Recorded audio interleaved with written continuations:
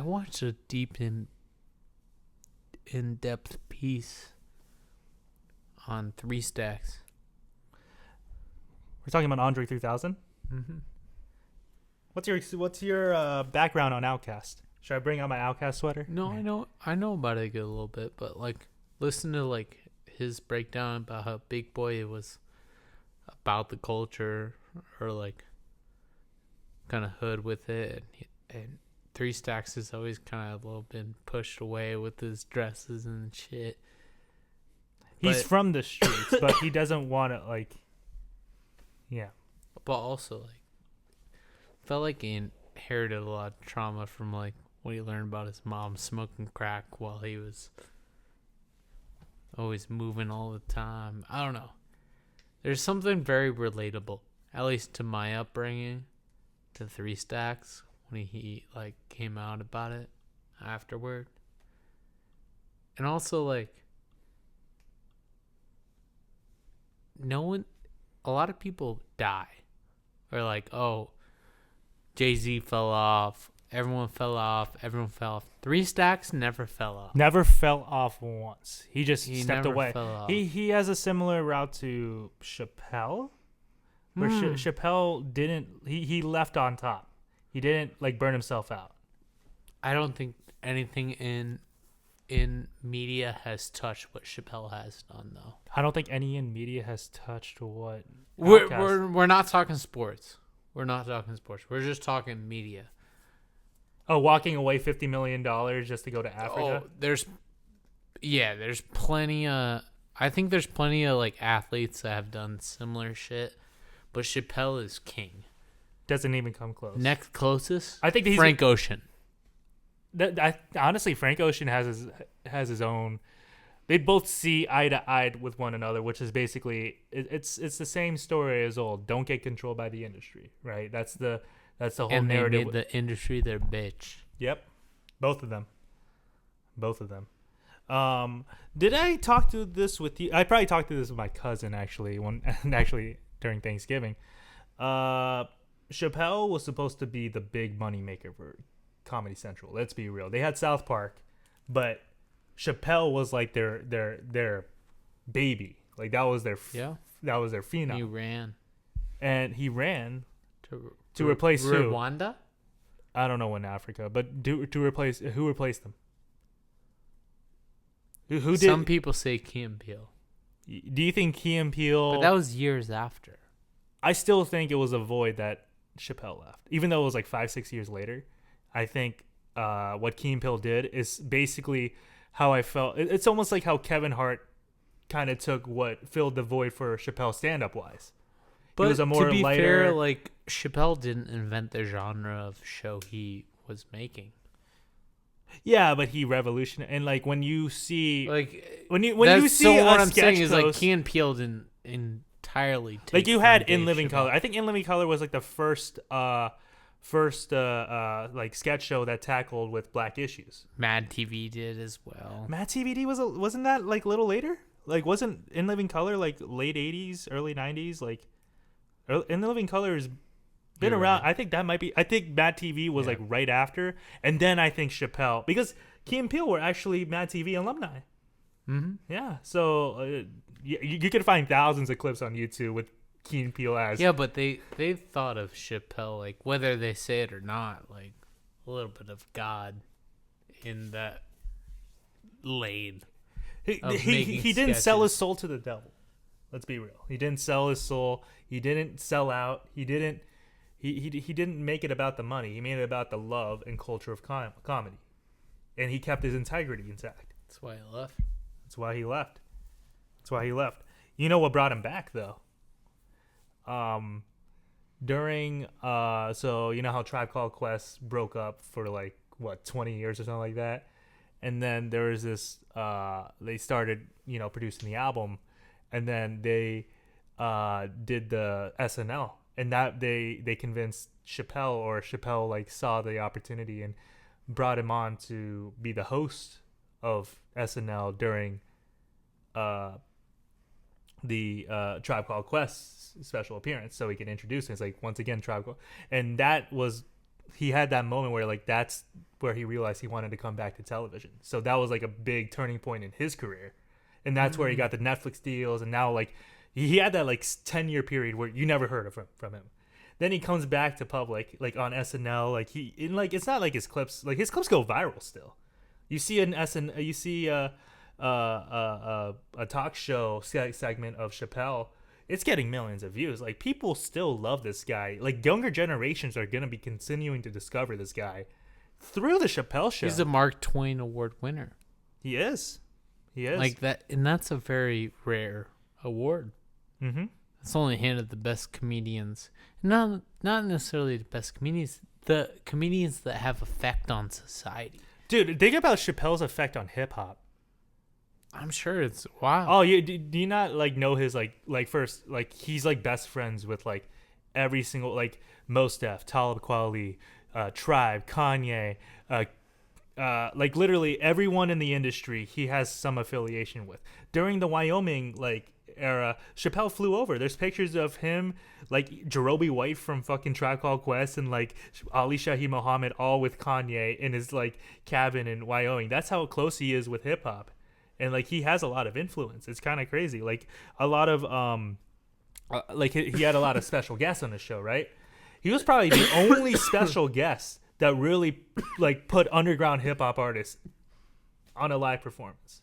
Maybe Boondocks, but Boondocks isn't like it might get like a cameo or two. It might play a song by an underground artist, but it won't like get a live performance the way Chappelle did. Mm-hmm. Like I thought that in itself was pretty groundbreaking. But we're talking about Three Stacks though, and like Three Stacks is another one who kept his integrity intact, never sold. Always, yeah. Oh, even he had the biggest song in the world at the peak of their success. He ran away from it. Yep. He could. More power to him. He saw where like mentality is at when you're that successful. Like I don't know, like. From the interviews I watched, it made it sound like he just didn't like it anymore. Yeah. So, like, after Stankonia, which was their fourth album, that was the one with Miss Jackson, that blew them the fuck up. Like, they were already big. But you don't want to be on stage. Like, even he didn't want to be on stage. Big Boy was like... And then 2003, he dropped Speaker Box The Love Below. And that album, he didn't do a single rap verse in that entire album. It was actually pre-808s, where essentially a rapper that everyone basically always knew as a rapper. I'll turn that off. Everyone always knew as a rapper, and he just decided to sing and not rap once. It's exactly what happened to 808s. It's like, what the fuck is this guy doing? So let me turn that off real quick. No, that was fun. Go ahead. But like, yeah, Three Stacks, he's like on another level of like artistic integrity to like almost to the nth degree. He's almost like like the fact that Frank Ocean got a verse out of him is incredible. Anderson, like a lot of people, yeah, Anderson put him up there. I'd put Frank up there with him too. Like that, like the fact that they got a verse out of this guy. And hey, say what it will, Kanye got one out of him too. What are you talking about? Kanye is a direct influence of Andre 3000. I think Kanye took a lot of what Andre 3000 did. And yes, but he one of Andre's best verses of all time is off of that Andre. Life of the Party. Yeah, I mean I love his verse. There's Jesus a song called there's a song called that is a good verse. There's a song called Green Light by John Legend. I don't know if you heard this one, but it's like really, really fire song because I don't know if I like John Legend fine. But the Andre 3000's verse is unreal on that. So he just had this fucking crazy run where every verse he put out was like, everyone would talk about it. Everyone would be like, dude, Andre 3000's so good. How come he doesn't release a solo album? Well, when he got badmouthed on his come up. Like, everyone thought he was, like, weirdo, dressing like... Well, is he not a weirdo? Let's be real. Is he not a weirdo? Well, no, he got embraced after that. That's after that. But I'm saying look in the moment when he was coming up, like, people, like... Look what hip-hop doubted that man. Look at all the hip-hop artists. Jay-Z, Nas. Look how they're dressed up, dude. No, Look how Big Boy's dressed up. Three Stacks is way different than those guys. I know he's way different, but in terms of who are the top rappers in the world, it was Jay-Z, maybe Eminem. Eminem was dressed whack in my opinion. I think he thought he was dressing fine at the time, like when he wore like the onesie, like where he's part of the scene, dude. I know. I just didn't. Yeah, but like when Andre, like You're just hating on that scene. You know what's funny? Go ahead. I have a game. No, going. we're bringing up Andre. No, we're bringing up Andre. I have a game for you. I want you to blindly rank these 5 Andre 3000 outfits. I actually have them saved. Okay. Actually have them saved. I had them saved. Wow. I can't believe you had this ready. I had this ready. All right. Number 1. Describe it to me. What is he wearing? Okay, he's wearing like a funky, weird ass, like a big hat.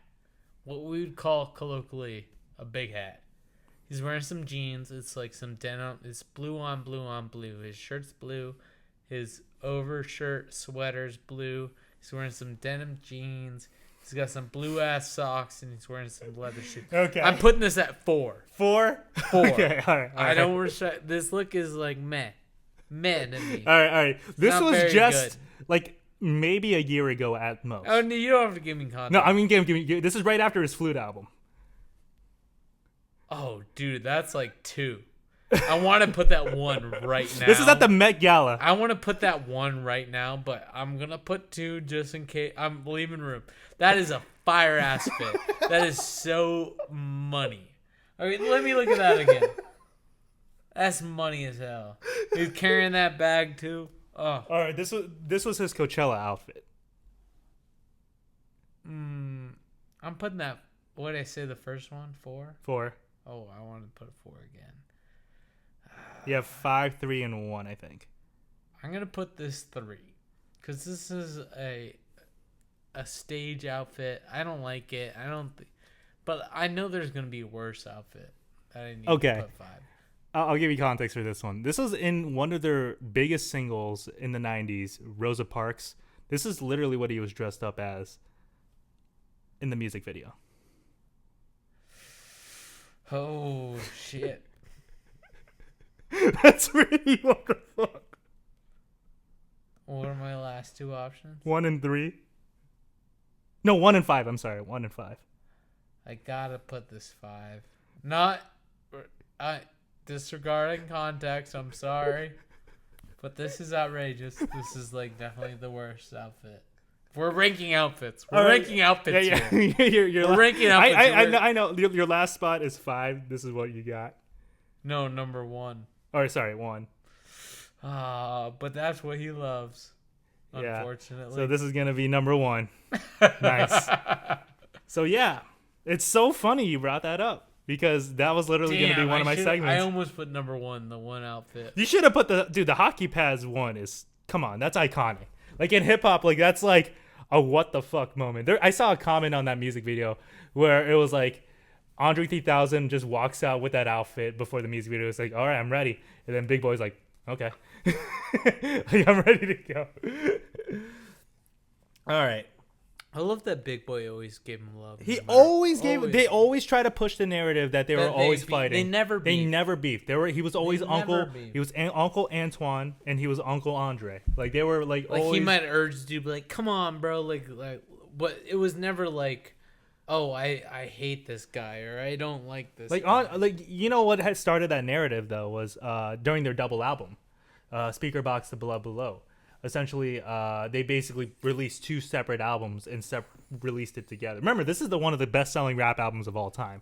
Like this was the best-selling rap of all time album of all time until Eminem Show probably took it beat it. But they basically had separate, and that was the narrative. Like, oh, they aren't working together. First off, they feature on each other's albums. So like you have Big Boy features and you got Andre features. So that gets thrown out the window. Second off, they just have creative. Always loved each other. Yeah, it's not about love and hate. It's more about they just work creatively in different spaces.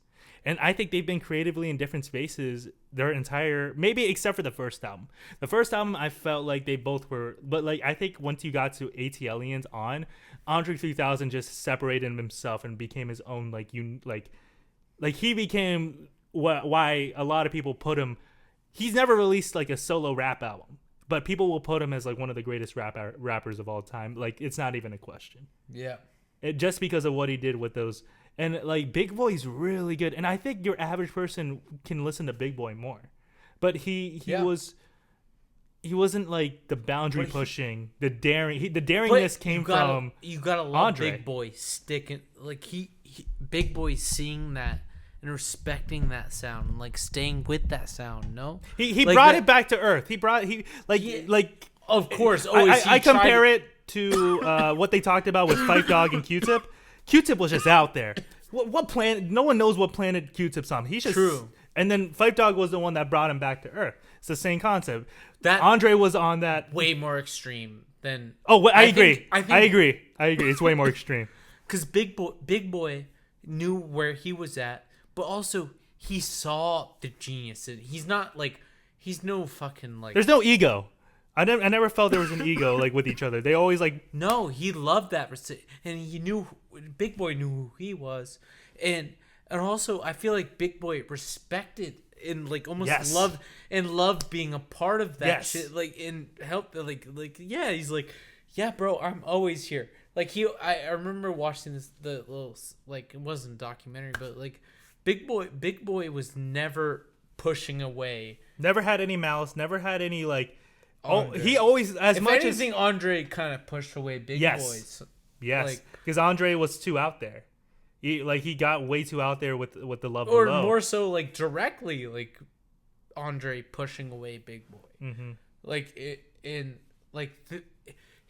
Andre and he went by Dre for a long time. He did until well, it's kind of hard because there's a dude in the West Coast that also goes by Dre.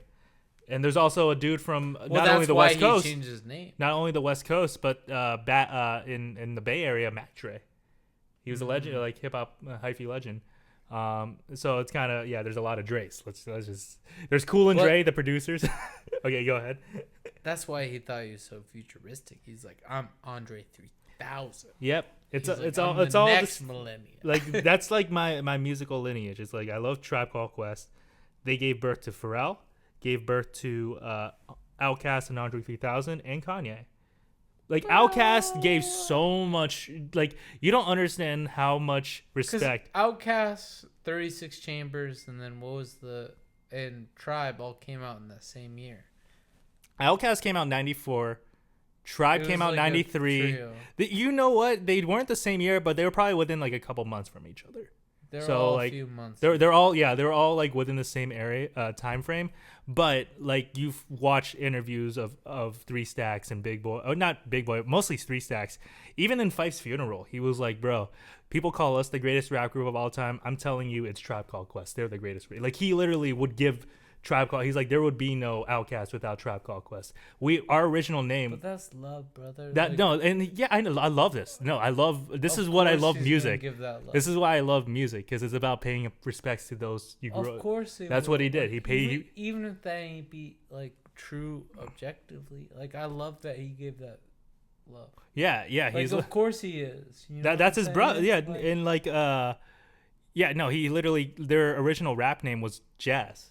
Because of Tribe Called Quest. Even though Outkast might be better, bro. Huh?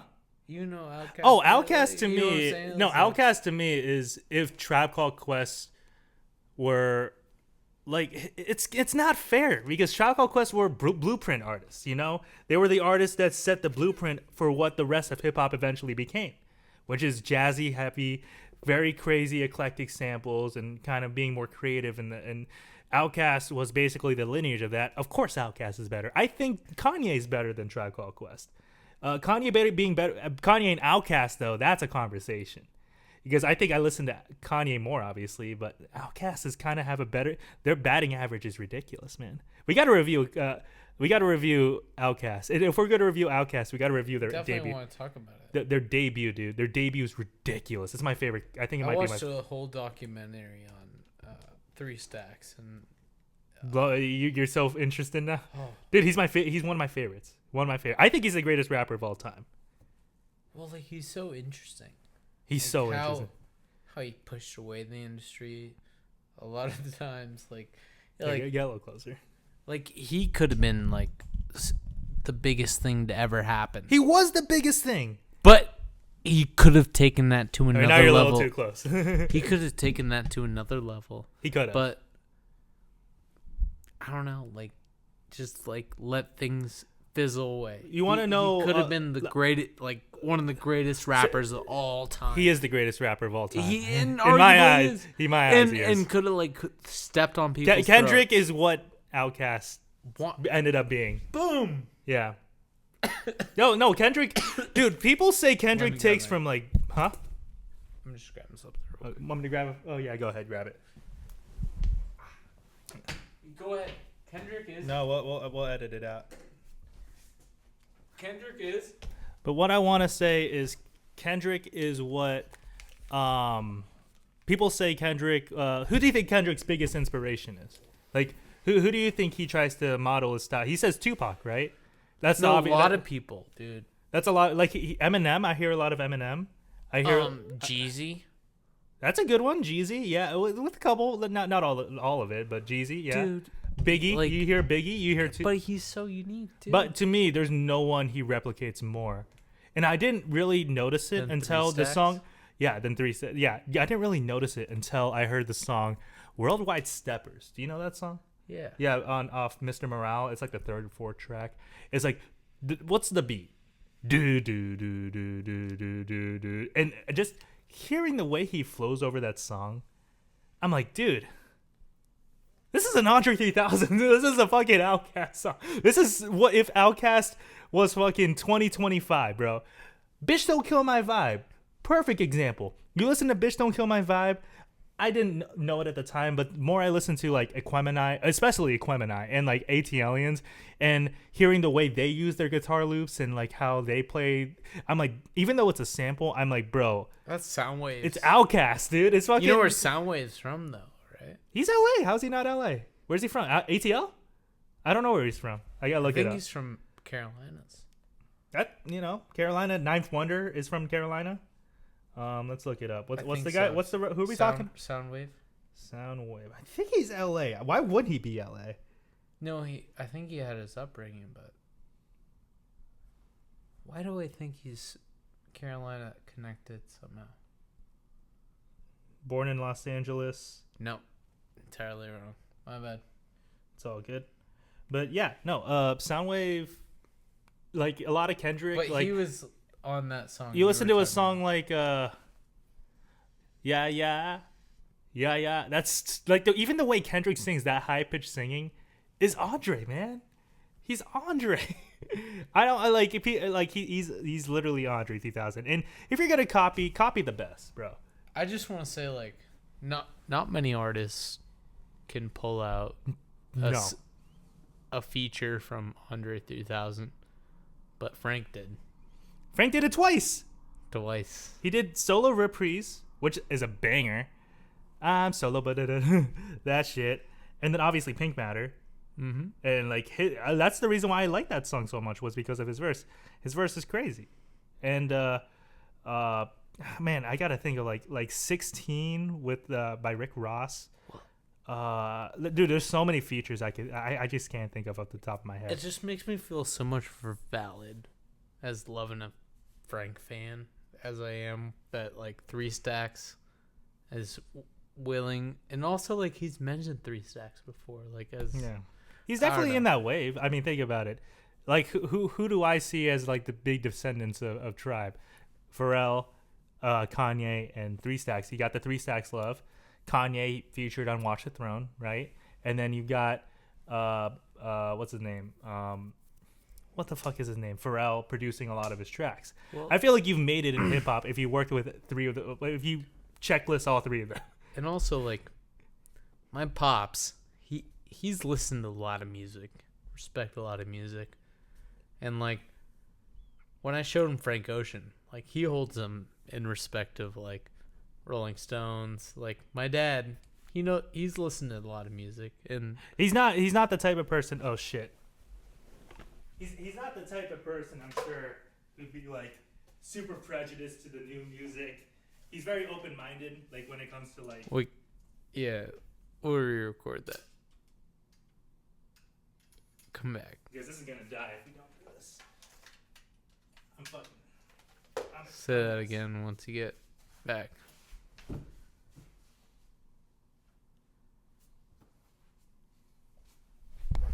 Your phones. What I said was, your dad isn't the type of person to like look down on newer music. He's the type of person that would like he has an open mind, who like doesn't really like think of I've like. showed him shit that he doesn't like, and when like everything I've showed him from Frank, he appreciates and is almost enamored by. Yeah, it's kind of crazy you brought up your dad, because your dad's kind of part of the inspiration of this episode. So we're gonna talk about 2 albums. The first one being Innervisions by Stevie Wonder. Now, we first talked about songs in the key of life because I think that was one of the first reviews, because we were like, easy, we're both pretty familiar with it, let's just get that out of the way. I mean, it's we both kind of agree it's the greatest album of all. It's definitely, I still think it's Stevie's best album. Best album. Did you know this? There's some better albums. No, did you know this about Stevie? That album had like 100 songs, and he had to cut it down to 21. Talk about the work ethic, dude. We thought Gucci Mane had crazy work ethic, dude. Stevie Wonder will fucking make songs for Gucci days. But yeah, your dad. Well, you brought this up that your dad thought that Innervisions is Stevie's best album. Now, when I did my research on Stevie, I was told about the classic era. But when I was told what was Stevie Wonder's best album, it was either Songs in the Key of Life or Innervisions. I don't think people put the other 3 as high of a regard as these 2. I think these 2 are like the top 2, right? I might like Fulfillingness First Finale. Well, I forgot what the album is called, but that Fulfillingness albums might be my personal favorite. But in terms of like the abundance of like great songs and just like the historical context, you gotta say Songs in the Key of Life. And it's just such a universal album, Yeah. I can't say that for Innervisions. Oh, it's so good. It's good. No. Don't get me wrong. It is like it's everything. What makes Stevie Wonder so great. Well, can I say something about Innervision? Like, let me say this about Innervision, that it sounds like Frank Sinatra or like some of the greatest singers of all time could have sang those parts, or like they're like ballads written for like the great, like, oh my god, I wish some of these ballads were like hailed and sang forward, because that's how great they are. Like some of these ballads that Stevie sings remind me of like stuff that could have transcended a generation prior.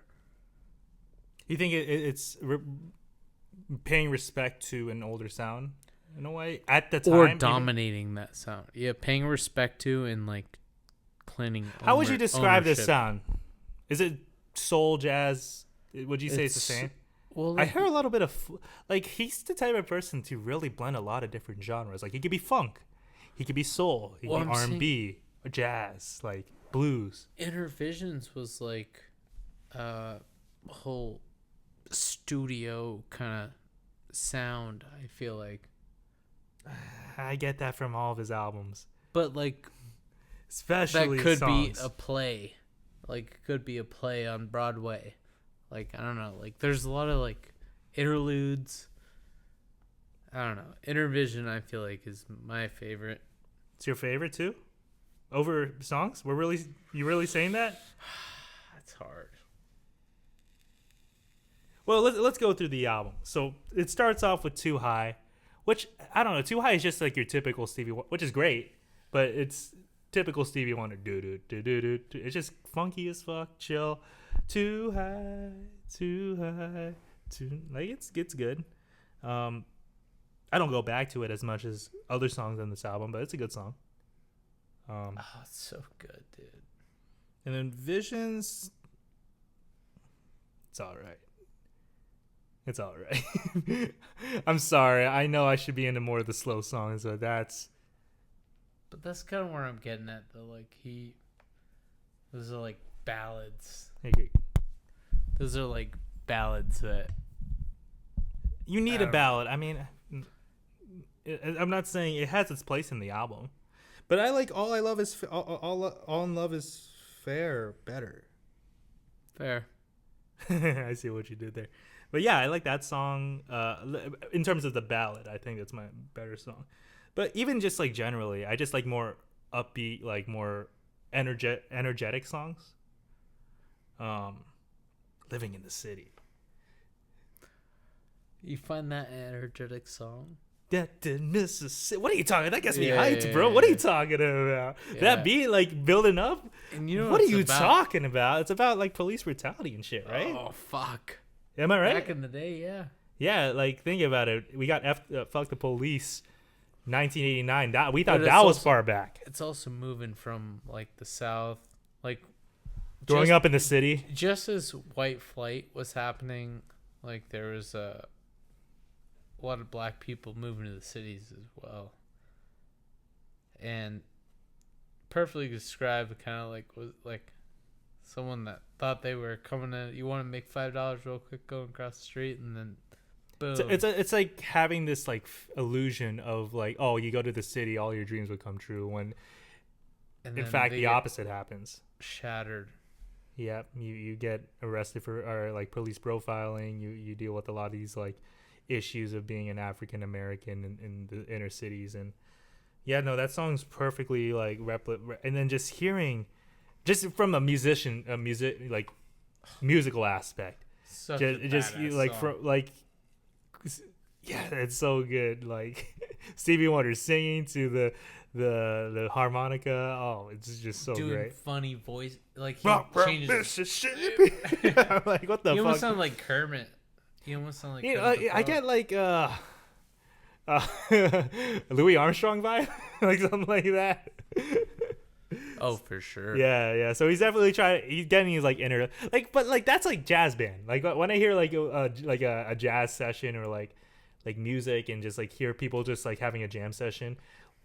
Sometimes you're just feeling yourself and you do that. So I hear that 1,000%. Whether you like it or not, I think that fucking fits.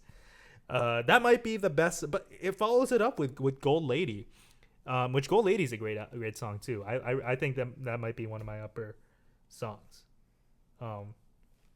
Remember back in the day they had side 1 and side 2. Yeah, that we don't worry about that. Even on CD. Is there? You don't flip the CD. Yeah, but it was like they still had that like side 1 because they don't do that anymore. Yeah, it's an irrelevant thing. There's so like there's so many things. Multiple CDs. There's so many things to talk about when it comes to how music was the evolution of music consumption. Well, I've told you about how it flipped, right? Like music industry used to be you released an album to promote, or you promote the tours. You use the tour to promote an album. Mm-hmm. And now you release an album to promote tour. Like all these musical acts make their money performing live. And whereas it used to be flipped way back in the day, you used to perform live to promote your record sales. And they used to make their money off the record sales. Okay. So that was side 1. Side 2, there's no skip. There's no skipping. And I realized like it really is the first 2 songs for me where I'm like, they're all right. Like they aren't as like punchy as the other songs, but like from song 3 on, every song, Jesus, like Higher Ground, dude. People, would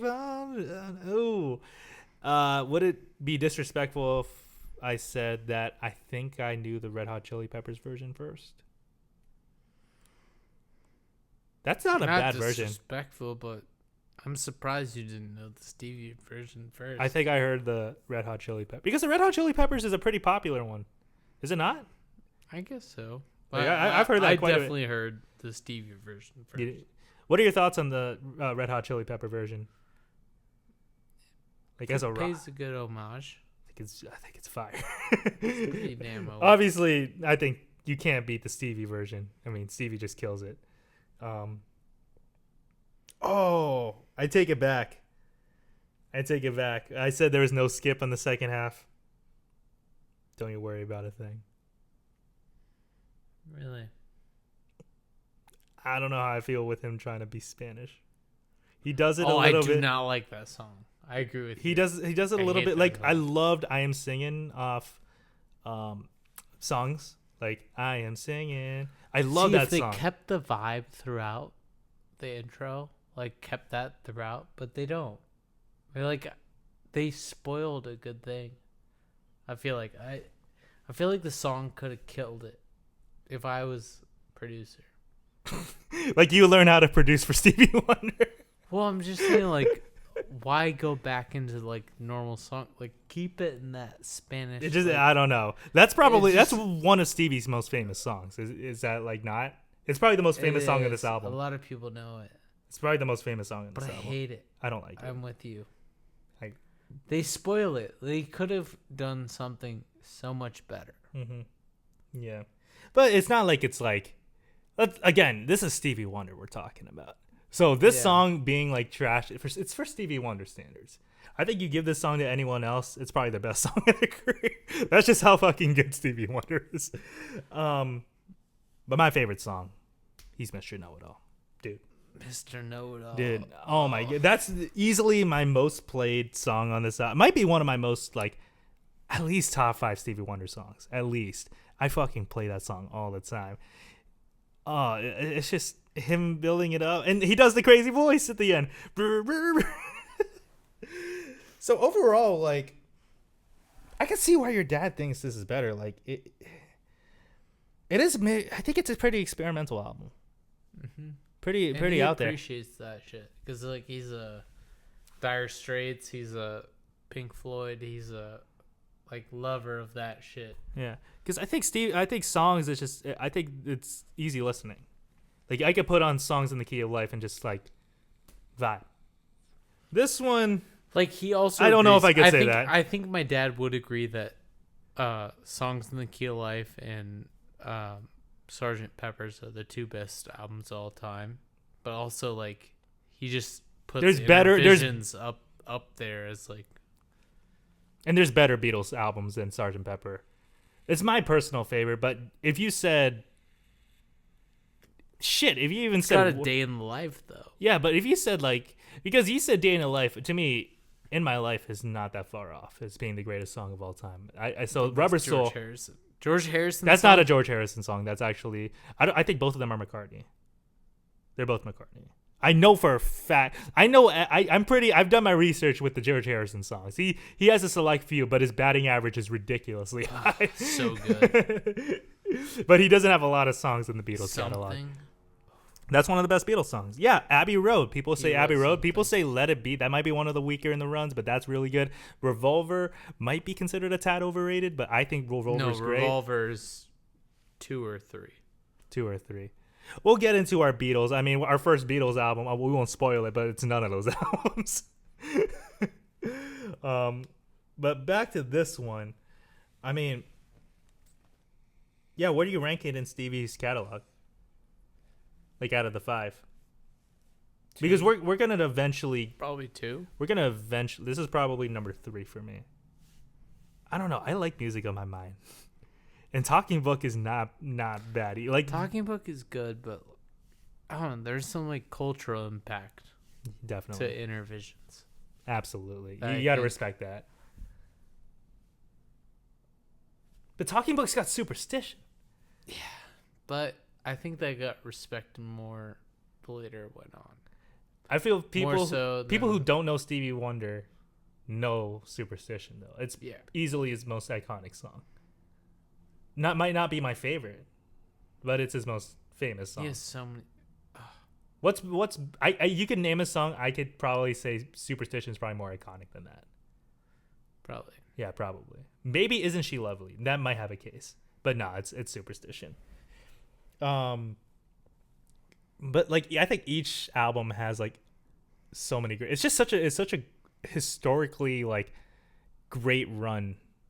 The 5 albums, like it's so untouchable.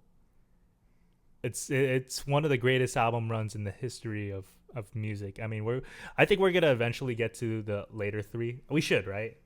Yeah. We just wanted to talk to these 2 because I mean, they're kind of just the most iconic. Let's go ahead and do a little draft. Draft 3 songs each. Cool. Cool. You want to go first? Sure. I'll take Living for the City. Great pick. We're going to do 3 each. And I'll take He's Mr. Know-It-All. God damn. Easy.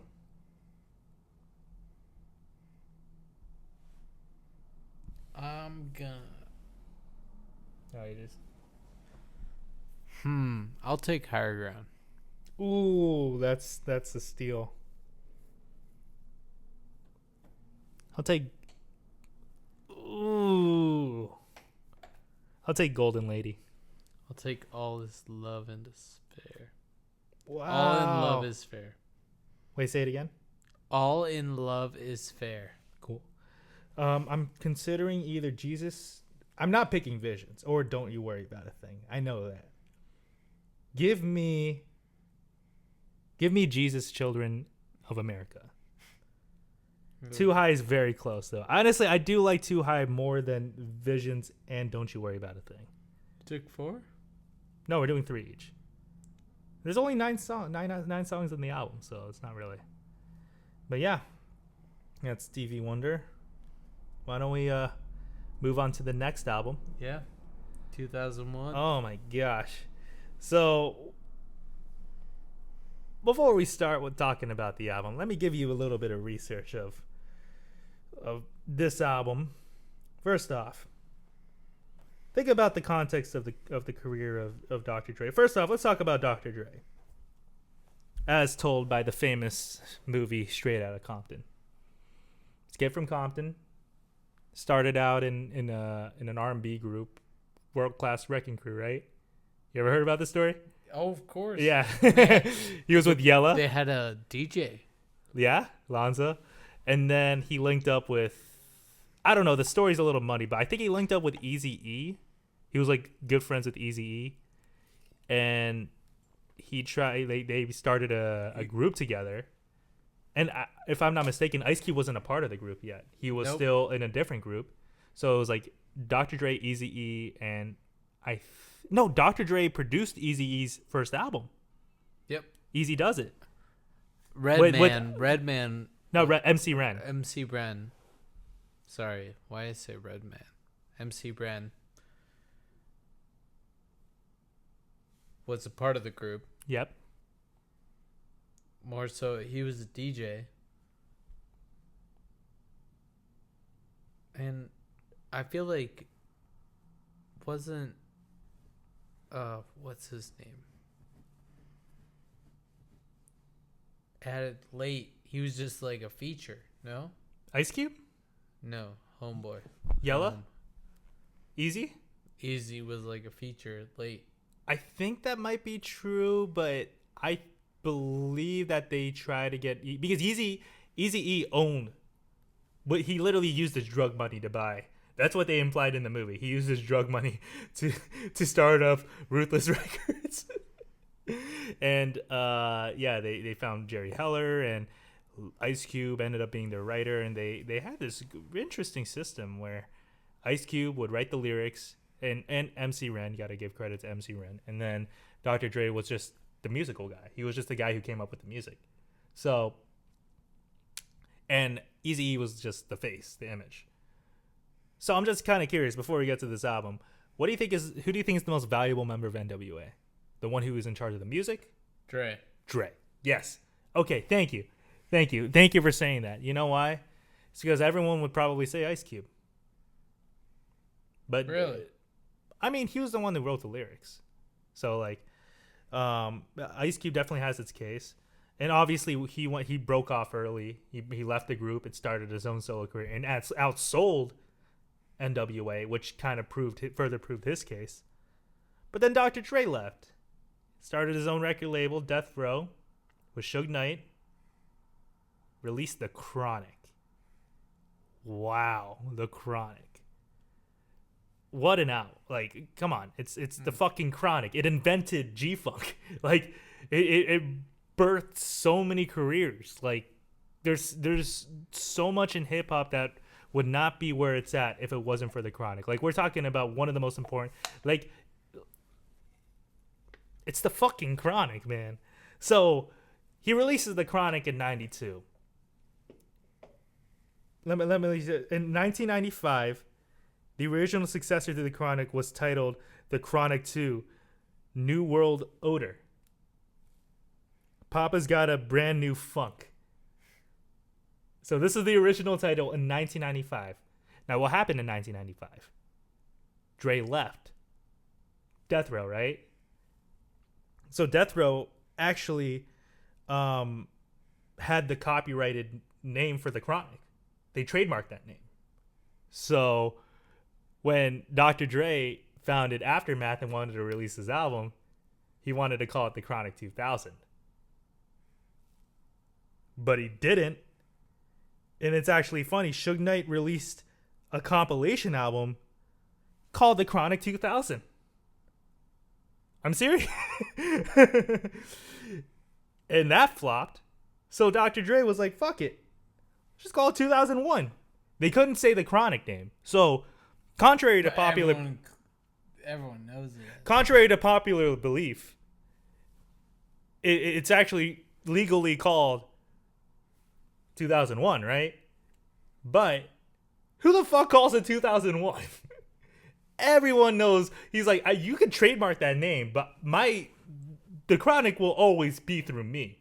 So I am the Chronic 2001. This is the Chronic 2001, and it's gonna be way better than your shitty ass Chronic 2000 because I'm the true genius of that. You are nothing. You're gonna fucking go to jail and rob people. So that's the background of. Did you know that? I did not. Yeah, interesting. It's great. I don't think That's a lot of wild. people. I don't think a lot of people.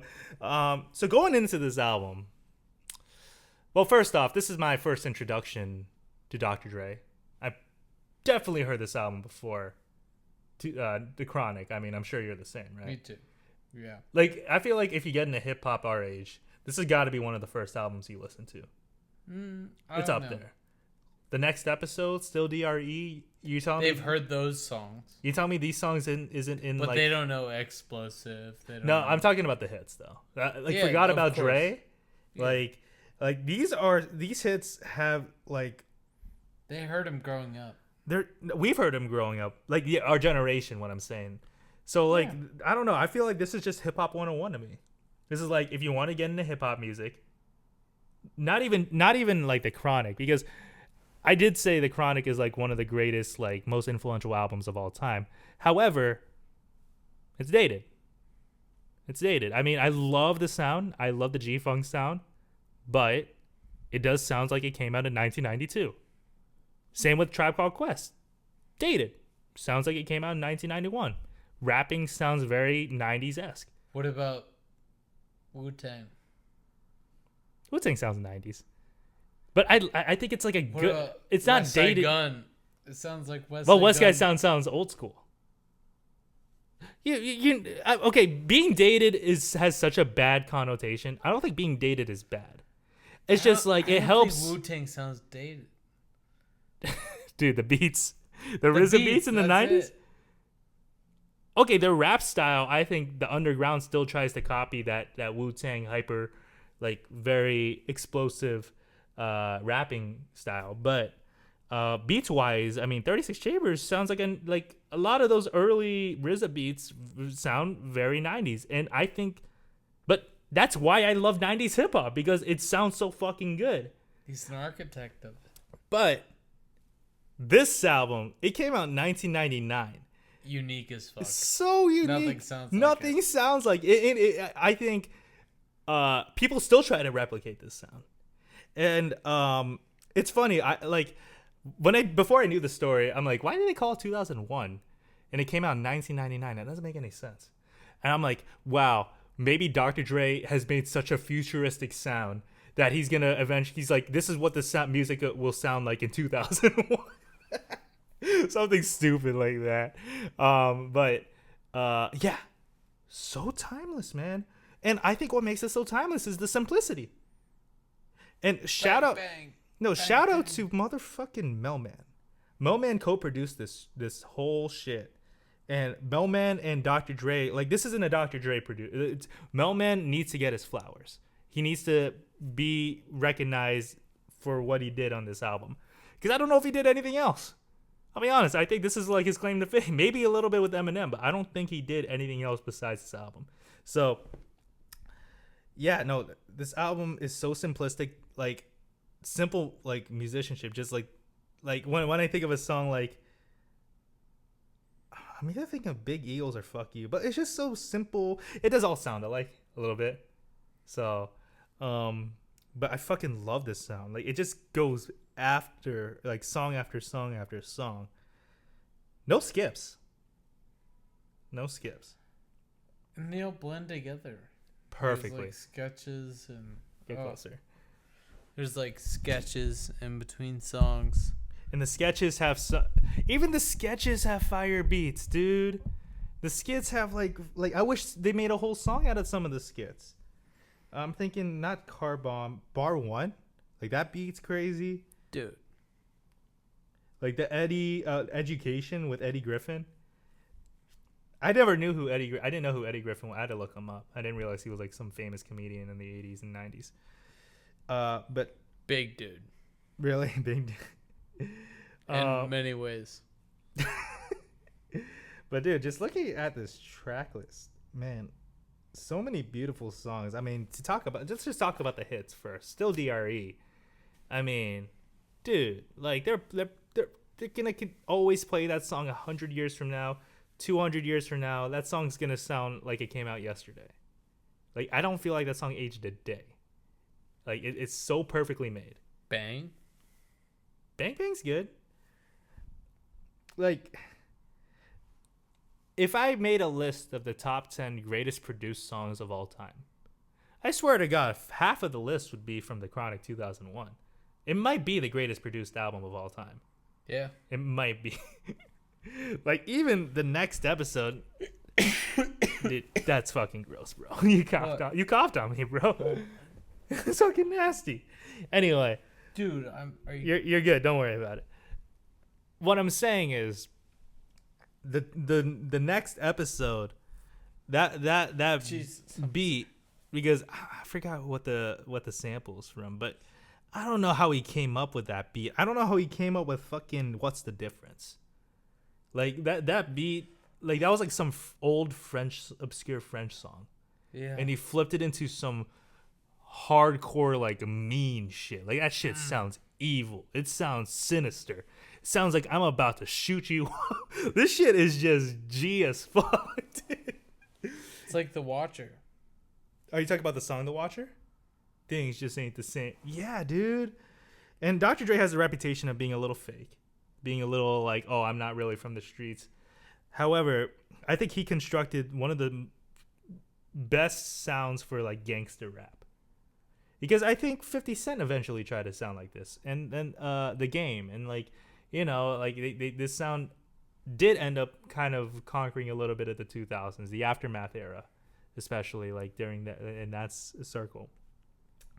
But yeah, no, it just keeps going. I mean, you're right, explosive. Explosive, dude.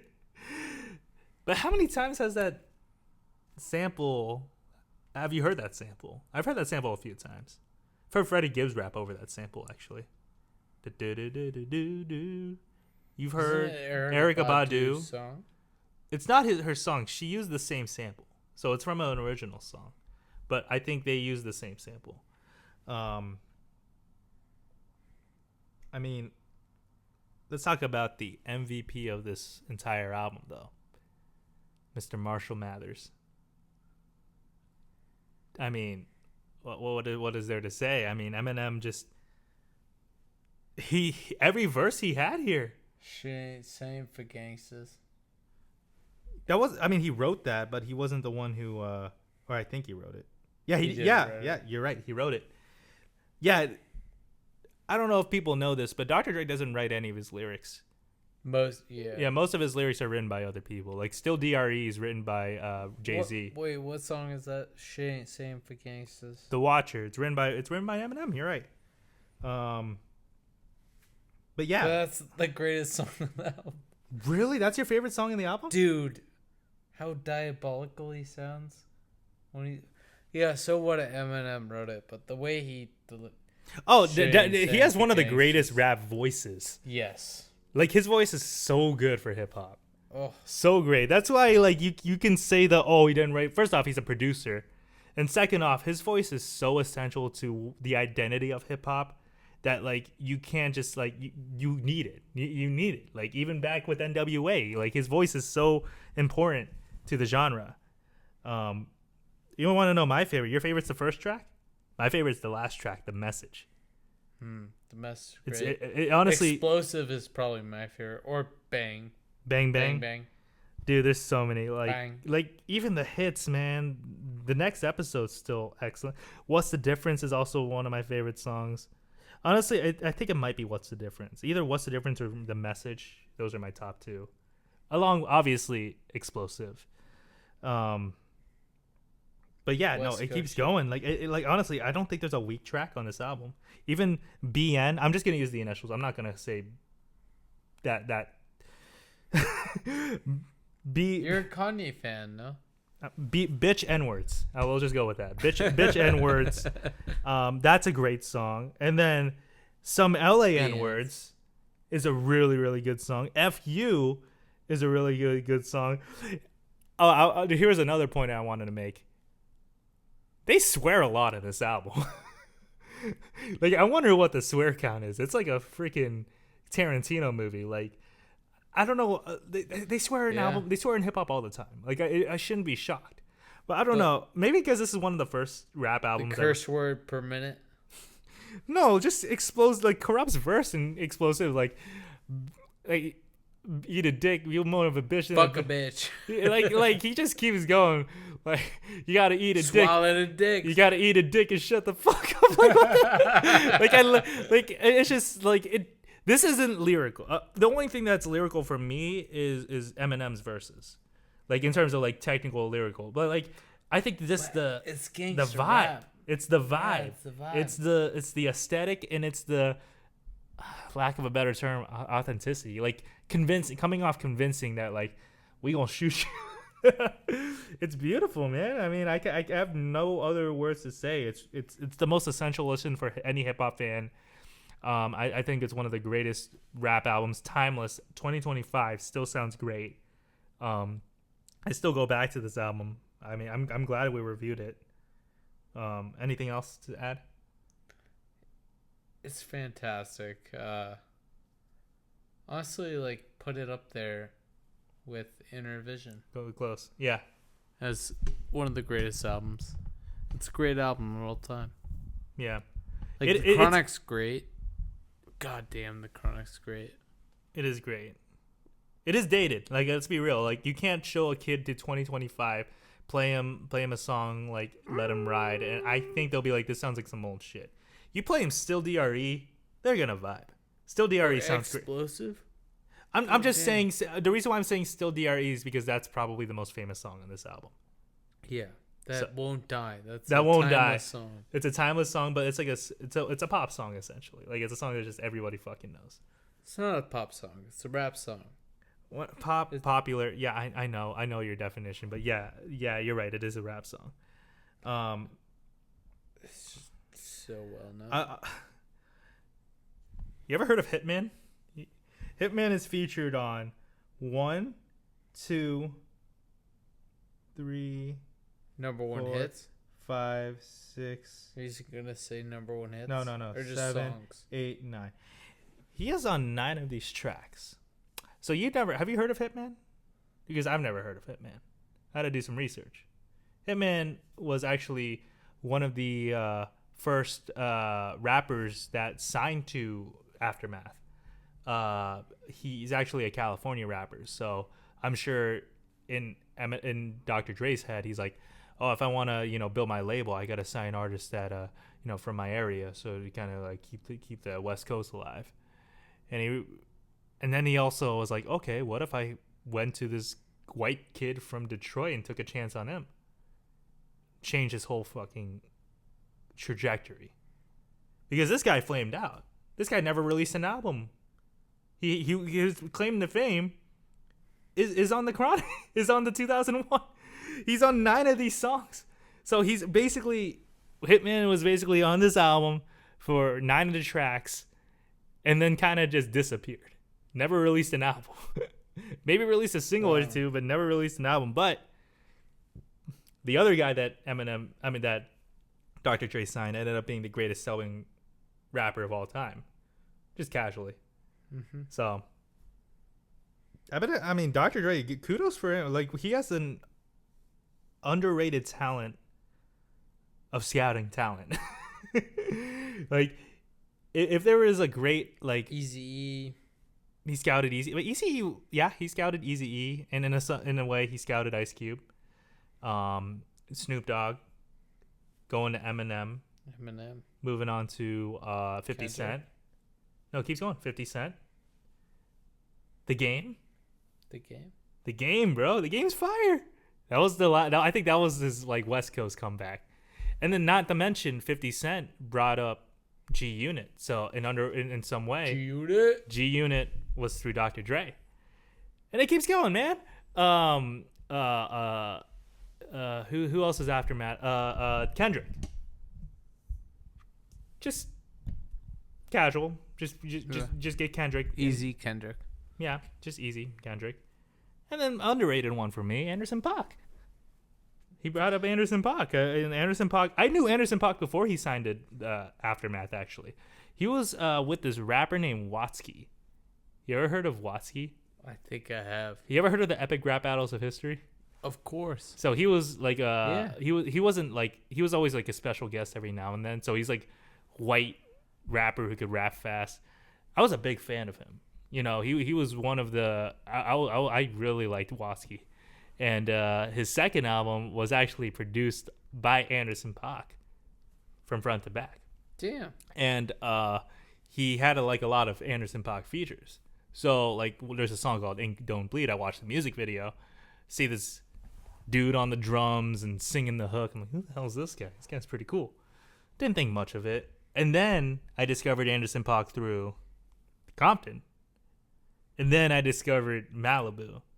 And then now I've been like a fucking stan. Love Anderson .Paak. But Dr. Dre, like going back to Dr. Dre, just discovering talent. Like I'll be honest, not everyone hits. John Connor. You ever heard of John Connor? First off, John Connor is the kid from Terminator 2. But second off, John Connor. Yeah, John Connor. John Connor. Exactly. John Connor. You're right. But John Connor is a rapper of the early 2010s. He was a double XL guy. So I feel like if you're double XL, you sort of made it. I mean, it's about what you do with that double XL. But like he was on that come up. Never did anything, but he was on. Yeah, I'm pretty sure he had a song on the Compton album. He had a couple songs on the Compton album.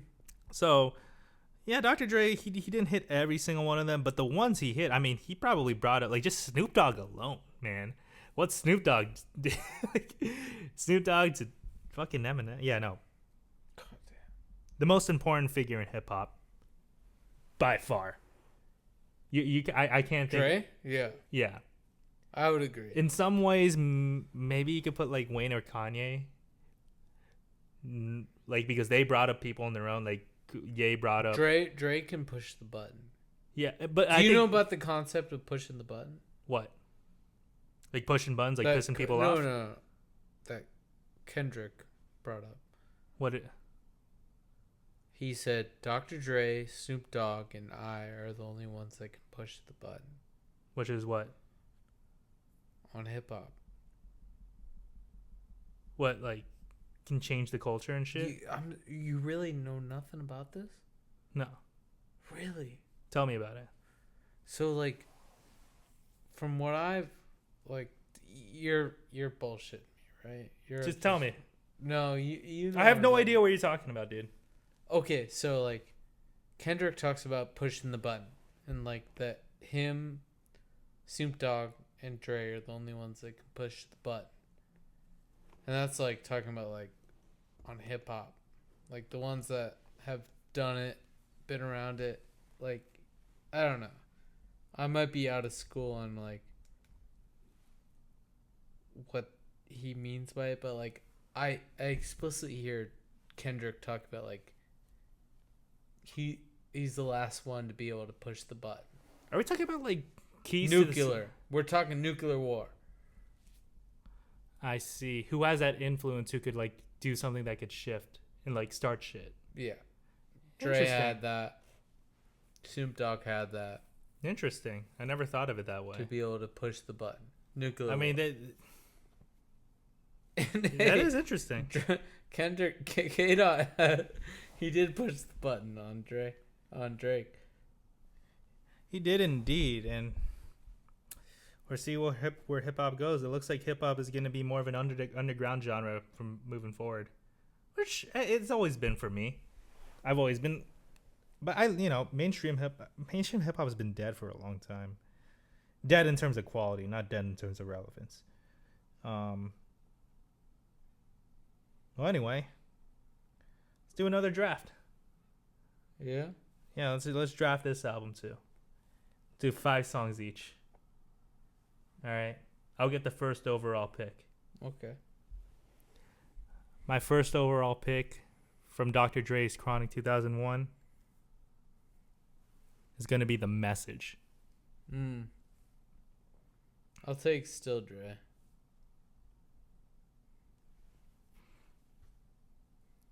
I'll take What's the Difference. I'll take The Watcher. Oh, you really want me to take it from you? Yeah. I'll take Explosive. Fuck you. Yeah, I don't know. I thought that was your first overall pick. So I'm shocked you picked Still DRE. I'll take Forgot About Dre. Okay. This is my last pick. No, you're on 4. That was my third pick. Was that your third? Mm-hmm. You had The Watcher. You had Still DRE. You had... And my last one was... Oh, I got Forgot About Dre. Yeah, you forgot about Dre. No. And then you had... No, I didn't have Forgot About Dre. No, you did. You had 3 picks. This shit ain't just the same for gangsters, dude. I had What's the Difference, The Message, and Explosive. I'm on number 4. Yeah, you're right. I'm on number 4. My 4th overall pick...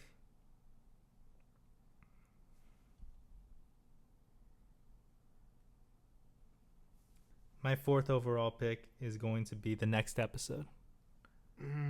Damn. I'll take Bang Bang. All right, my final pick.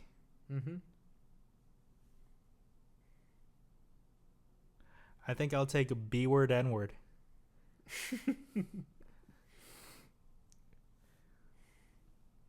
Good song. Car Bombs. It's nice too. Wait, car bombs? That's a skit. Like where they explode? Like he gets in the car and explodes? That's your pick? No. I was just saying if you're picking a song like that for your last pick. Are you saying I have one more? Yeah, you do. Oh. Easy Money.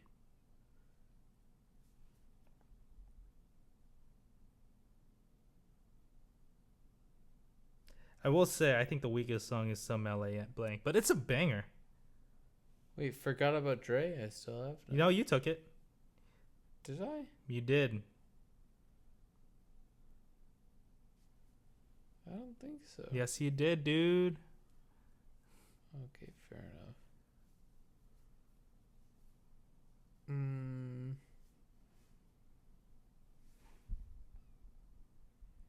Next episode, Forgot About Dre. Let's get high. That's a good one. I'm gonna take Let's Get High. Yep, that's a good one. All right, so that's the Chronic 2001. Let's take a little bit of a break. Let's go over our Spotify Wrapped after this. Hell yeah. All right, we're back. I didn't do much of an intro, but fuck it. I like it when we just fucking talk and shit. Yeah, let's go. My All Spotify Wrapped. I'm upset about it. Let's hear this, Jack Toolin. What the fuck is your Spotify Wrapped? 2025. Let's go over it. So it honestly is a bunch of songs from the beginning of the year. Can you guess how old Spotify thought I was? 15 years old. I'm disappointed. No, think about what I listen to. You're pretty out there. I mean, if I had My a pick, listening age.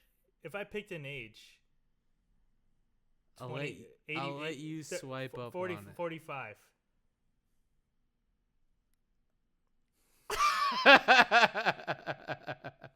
I'm 69 years old. Nice, nice, nice. Here, look. Spotify thinks I'm 69 years old with my listening. What the hell do you listen to? And my 5 top songs are house songs, I guess. So tell me, Spotify, how that makes sense. And that is from the beginning of the year. These 5 songs, and then I'm a 69-year-old. Come on, make it make sense, Spotify. Dude, just embrace who you are. I'm an old man that listens to new shit, I guess. Yeah. Give me your top 5 artists. Actually, let me give you my top 5 artists first. I do Apple Music. They Here don't have my the age top thing. artists. Wait, no, I'm gonna tell you mine. Number 1 is Kendrick Lamar. Number 2 is Nerd. Number 3, I think, is Kanye. Number 4 is Tyler the Creator. Number 5 is Clips. So, hip hop dominated my fucking life. Here are mine. Read them off. Daft Punk number 1. What the hell by Daft Punk could you be listening to so much? All of it. Even Human After All? Or mostly the first? Well, I listen to a lot of their stuff. Dude. I'm kind of interested. Like, okay, yeah, sure. Bob Marley and the Wailers. Or number 2. That doesn't surprise me. You really love, but is that really you listen to them more than all the other reggae artists you listen to? Are they the best? Yeah. Well, it's like I don't know. There's a lot of drama around the whole band. Peter Tosh leaving, like he's a part of the Wailers. So I don't know. I want you to learn about that. Well, Like, we'll get into it once we review Bob Marley. Number 3, David Bowie. Great. I'm actually really glad. I did not know you listened to him that much. I mean, do you go outside of Ziggy Stardust? Do you go all over his discography like that? What is the second album we should talk about besides Ziggy Stardust? What's the one with Rebel on it? That's a good question. I don't know. That's your one. Rebel. I like Your that song. faces I do like that song a lot. Rebel. Rebel is. It's the one after the album we reviewed. Because I think it's that like Aladdin one. Let's see where Rebel's at.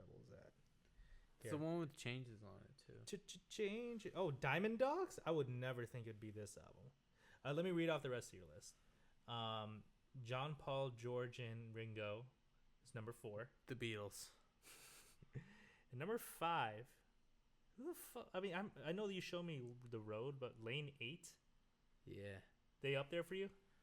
Dude, it's so relaxing. His music is just like this is the album we should give a listen to. Interesting. This is the one. Hunky Dory is the one with Queen Bitch. Yeah, Hunky Dory would be my pick personally if I had to pick an album to review by David Bowie. But I don't mind going a little more obscure.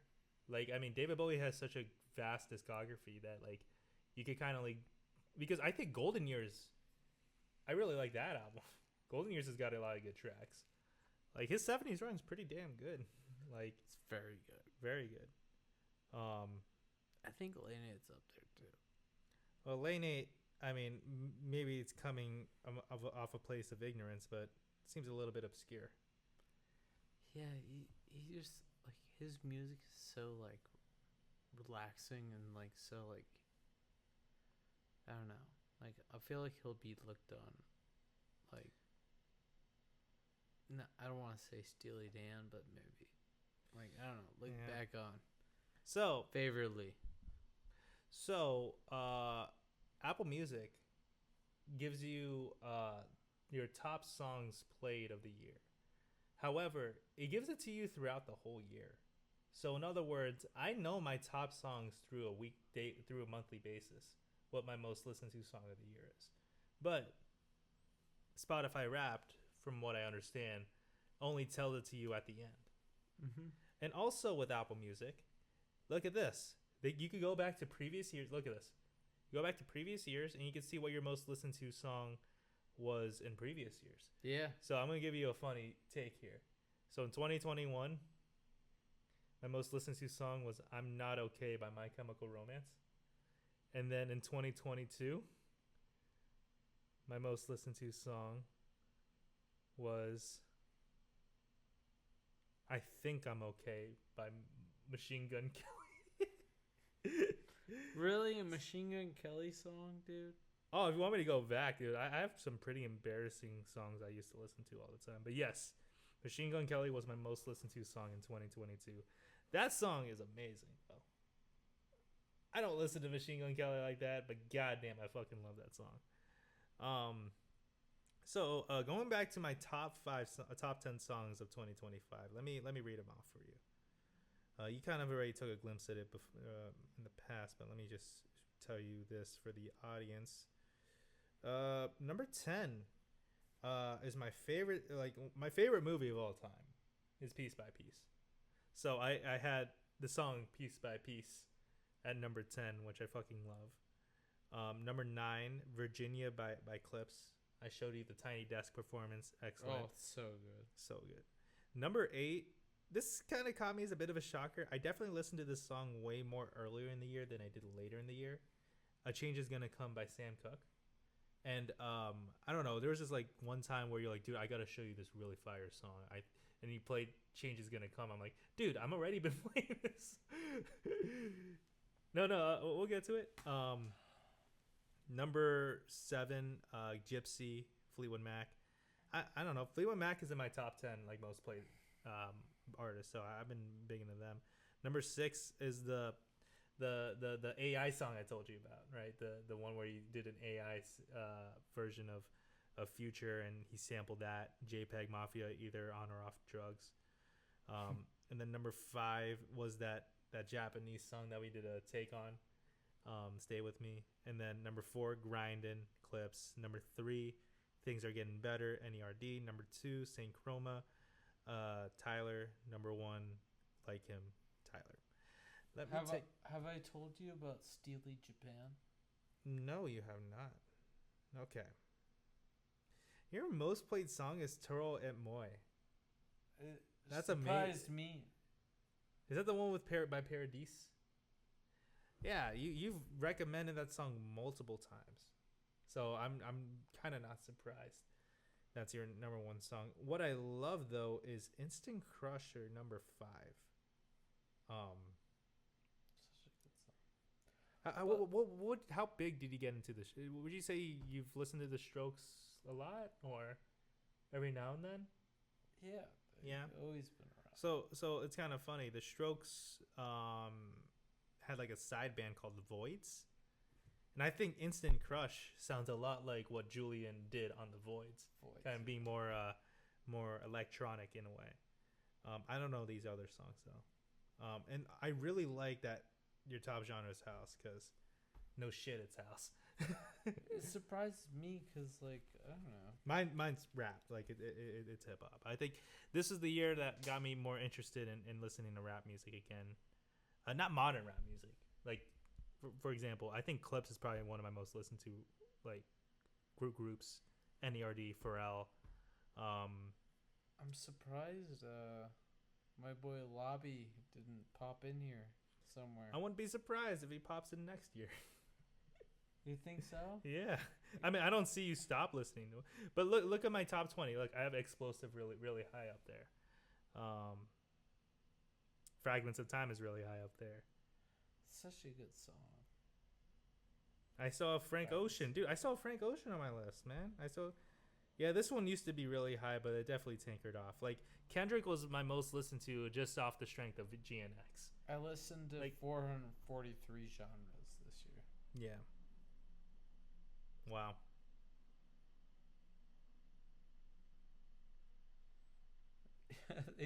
Thought I was 69, bro. I'm just going down my list. Yeah, just looks like my playlist. But yeah, I realized like I don't have much variety. Yeah, I'm a 69-year-old man. Listening to Dire Straits and house music. Yeah. Well, See, my top 5 songs are all house songs. Yeah, I'm a 69-year-old man in my. See, and that's why I'm surprised. yeah, like, you're 60. You also have the Beatles as your most Beatles and Bob Marley and freaking David Bowie. I don't think you have a single rapper in your top 5. most listened artists. That's crazy. My top 5 is literally almost all rappers. Who's my number 3? Yeah, 3 was Kanye. Kanye is like, he's gonna be in my top 5 by default. Like for a solid like 5 years straight, he was my number 1 artist. So like Kanye is like inescapable. But like yeah, stays true to who I value as my favorite artist is Kanye and Pharrell and Kendrick. So pretty consistent with my music listening. However, I think it's changed, and oh shit, it's the end of 2025. I just realized that, man. Yeah, year's almost over. Year's almost over. Still got. Hopefully, we get a few. I don't think it's the last episode of the year. Hopefully, we get a few more in. But it's been one hell of a ride. We've been having fun with it. Now we could actually. I think what I want to do, and maybe we could bring in either Dembski or someone else, is I want to like a kind of a fantasy draft of music artists, of who we think is gonna have a big year of 2026. Like predict. I like that. We can predict. Like we also need to draft the greatest albums. The greatest albums we reviewed this year.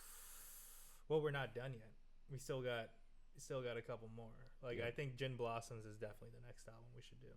Yep. Gin Blossoms, and Jimmy we got to Eat get, World. and then I'll pull up some Arizona facts, because we gotta do our research in Arizona. So all right, I think that's a good place to end it. We had a fun one, had a good time. Have a good night, and we'll see you next time.